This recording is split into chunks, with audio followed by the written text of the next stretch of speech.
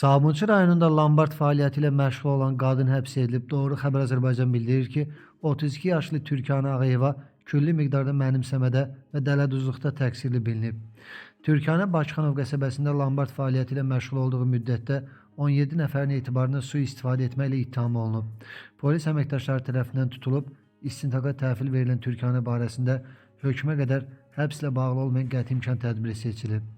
İş materiallarında yazılıb ki, Türkanə Ağayeva müştərilərdən lombard krediti adı altında girov götürdüyü qızıl zinət əşyalarını kreditlər tam ödənildikdən sonra geri qaytarmayıb.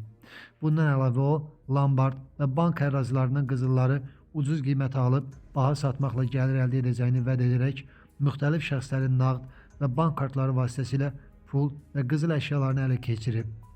Ümumilikdə lombard Türkanə kimi tanınan şəxsin zərər çəkmişlərə vurduğu ziyanın məbləği 400.000 manata yaxındır.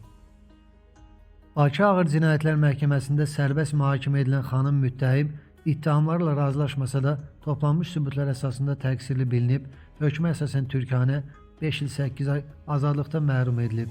O məhkəmə zalındaca həbs olunub. İsmaili rayonunda piyadanın ölümü ilə nəticələnən ağır yol nəqliyyat hadisəsi baş verib. Hadisə bugün saat 02 radələrində rayonun Xanagah kəndində qeydə alınıb. Belə ki, Zahir Bilalov idarə etdiyi Opel markalı avtomobillə hərəkətdə olarkən yolu keçən piyada 36 yaşlı Cavad Xəllilov vurub, piyada aldığı xəsarətlərdən həyatını itirib. Daxili İşlər Nazirliyindən bildirilib ki, faktla bağlı cinayət işi açılıb, istintaq aparılır. Salyanda 86 yaşlı kişi itkin düşüb. Rayon sakini 1940-cı il təvəllüdlü Nəsirov Rəfayət İxtiyaroğlu yanvarın 31-də yaşadığı evdən çıxaraq bir daha geri qayıtmayıb. Nəsirovun əlamətləri belədir. Boyu 165 cm, ağ saçlı, arıq bədən quruluşludur. Onu görənlərdən, tanıyanlardan, barəsində məlumat olanlardan Daxili İşlər Nazirliyinin 102 qaynar xəttinə, eləcə də Salyan rayon polis şöbəsinin 021 254 07 85 nömrəsinə məlumat vermələri xahiş olunur. Bakıda isə dəm qazı daha bir can alıb. Doğru Xəbər Azərbaycan xəbər verir ki, növbəti bədbəxt hadisə Nəsimi rayonunda qeydə alınıb.